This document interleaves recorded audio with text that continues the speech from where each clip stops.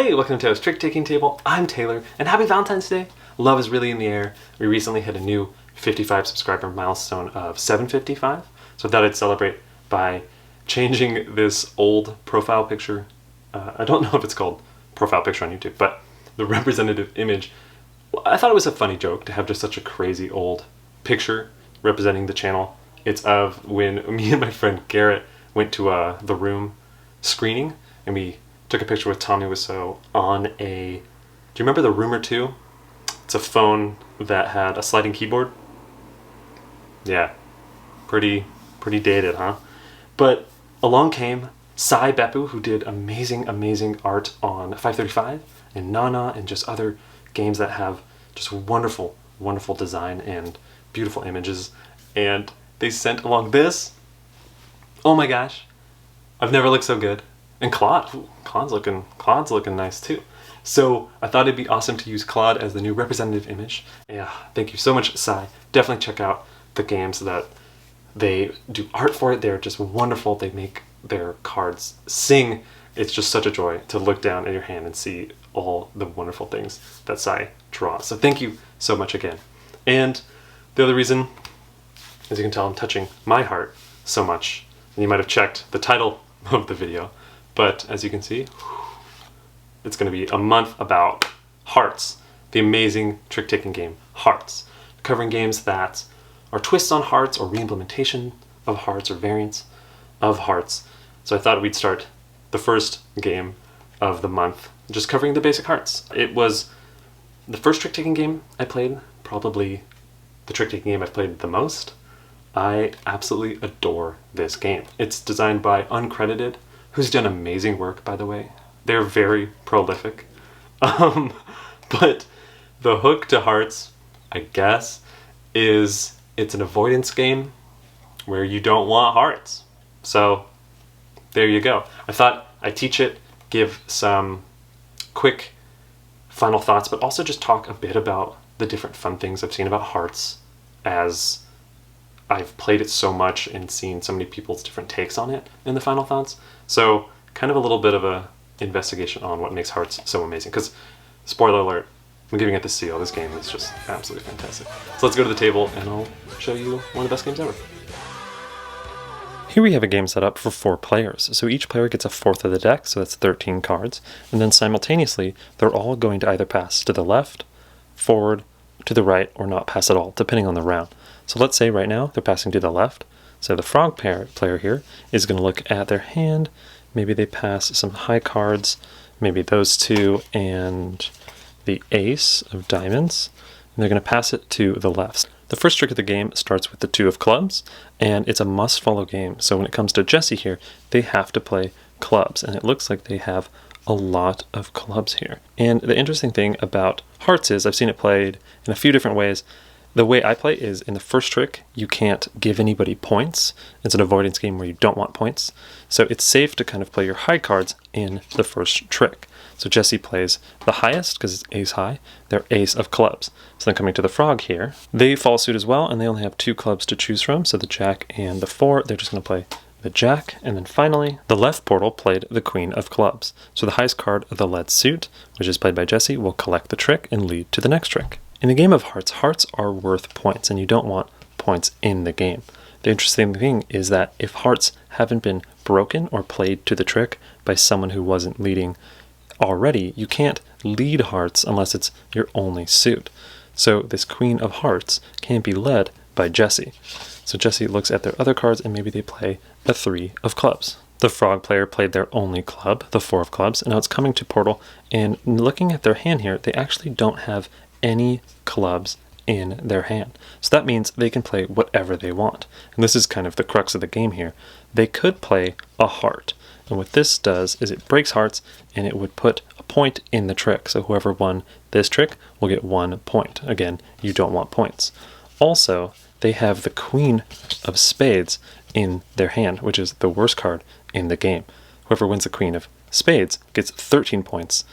If they did that, it's kind of a brutal trick. Maybe they're not sure they want to do that yet, so they just play the king of hearts. So now players know winning this trick is going to get them at least 1 point. Coming to the right portal here, they also don't have any clubs, so they're going to play heart into the trick as well, which is pretty brutal for the frog. So the frog's going to collect these. They have 2 points as is, and then they'll lead to the next trick. Since hearts has been broken, they can lead with the hearts now, so maybe they play this 2 of hearts. Jumping to the end here, you look at all the hearts in the queen of spades that all the players collected. Then you'll count up the points. So each heart is worth 1 point, and again, the queen of spades is worth 13 points. So over here, the left portal only got 2. Over here, the frog got 4, but portal here got 4 plus 13. You'll count up those points, and then you'll grab the cards, reshuffle, and then play again, where you'll pass to a different direction, either across the table, to the right, or not pass at all. You'll keep doing this until someone goes over the 100 limit, and whoever has the lowest amount of points wins. There's a special rule in hearts called shooting the moon. If one player got all the heart cards and the queen of spades, they don't get 26 points. They get 0 points, and each other player gets 26 points instead. That's how you play hearts. So that is Hearts, the absolute wonderful, wonderful game of hearts. It's pretty simple, actually. Not too bad of a rules teach. I've heard it maybe isn't the best starter game for trick taking, even though it was mine. I could definitely see the idea of avoiding tricks being kind of a weird one to first learn. I didn't quite wrap my head on what trick taking was after just playing hearts. So to get a sense of what the genre is, yeah, I'm not sure if it's the best, but I love the gameplay. Looking at your hand, evaluating what to pass, and knowing when to shoot the moon, and the fact that even shooting the moon exists in the game just kind of flips everything on its head. And when you catch someone who's shooting the moon and you try to stop them and it doesn't work, it's just such a fun tension. Like everything that can happen in the game and the flow of it, it's so simple but so fun. One of the really fun stories I've heard about hearts is someone told me that one of their friends had, like, I think $1,000 buy-in to a hearts game where it was the same 4 players, and it went to, I think, around 10,000 points or something. I'll have the graphic up here. But they kept track of how many times they shot the moon, how many times somebody won the queen of spades, like some really interesting stats. And then also, it was, because it was, worth money and it was so much writing on everything, the kind of stakes were incredibly elevated. And I don't think I could ever do that. I've been playing Boo-Ray a little bit. Even playing Boo-Ray where some hands are just like a dime. That's kind of making my heart palpitate. I couldn't imagine $1,000 buy-in. But I love the idea that hearts can be played at such a crazy level, because there is a great amount of skill. Whenever I sat down with someone who's also played hearts a ton, they are very, very good. There's some amazing, amazing like hearts sharks out there. And the level of judging your hand and knowing when to shoot the moon kind of gets insane. Very genius level mindset once you get to the really high level play. But it doesn't have to be super high level either. I mean, you could count cards, and one of the nice things about this game is it almost has a increasing amount of count cardedness, if that makes sense. Like, you could just keep track of the queen of spades, right? Or you could keep track of if someone's short suited, or which hearts have gone out, or who's taken points. Or you can keep track of every card, I like to personally keep track of the high cards, especially the king and the ace of spades, and who's short-suited. So I don't keep track of everything, but just enough to inform decisions on what to play, really, and what to lead. But I think what's amazing is I've played this with people who aren't keeping track of anything, and they still do really, really well. So the game kind of has this effortlessness to it, and I think it's almost the typical game that I'd want to play if I just want to play a trick-taking game and not really think too much. Maybe that's because I've just played it so much that I can do that, but the game just has such an easy flow to it. And that easy flow is nice. I think I'm someone who plays a wide variety of trick-takers to the point where every time I'm playing them, I'm digging into the dynamics and the new mechanisms of them, and it's less of a chatty experience. It's more of like, oh, this is cool, oh, isn't this interesting, as I'm playing with other people who also like digging into the mechanisms of trick-taking. But it's nice to kind of harken back to an effortless, like, let's chat about your day or chat about a movie you've seen recently as you play cards. I think this in Boo-Ray, like I was saying, have gotten me a little bit back into the system of playing trick-taking, which I think maybe most people play Trick Taking for is like a casual game to chat while playing, like something to do, keep your hands or mind kind of busy as you just socialize and just kind of hang out with friends over cards. Hearts was the first trick-taking game that I realized that a lot of people could play just with different variants or different versions. I noticed this when I went over to a friend's house. I got invited over for dinner. We're talking to her parent, and her dad's like, "Oh, have you heard of this game called Hearts?" And at the time, I had really only played over the computer. I played like thousands of hands on the computer and just really loved the game, but had really only played against AI. And I was like, "Oh yeah, I'd love to play." So we sat down, dealt out the cards, and the very first trick, the very first hand, someone plays a 2 of clubs. I play the ace of clubs. And this guy, her dad, plays the queen of spades. And I'm like looking at him like, you can't break points. So I'm like, oh, excuse me, hey, sorry, I don't think you can do that.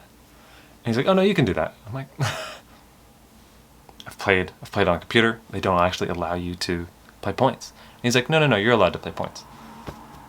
I'm early high school. I can't argue with an adult, a fancy pants adult. So I kind of was just like, okay, cool, live in. And so the rest of the game, I was just like, what? You're not allowed to do that. What's going on? And then that night, I looked it up, and there's just all these variants to Hearts. I still, to this day, say that's not allowed. That's not how you're supposed to play.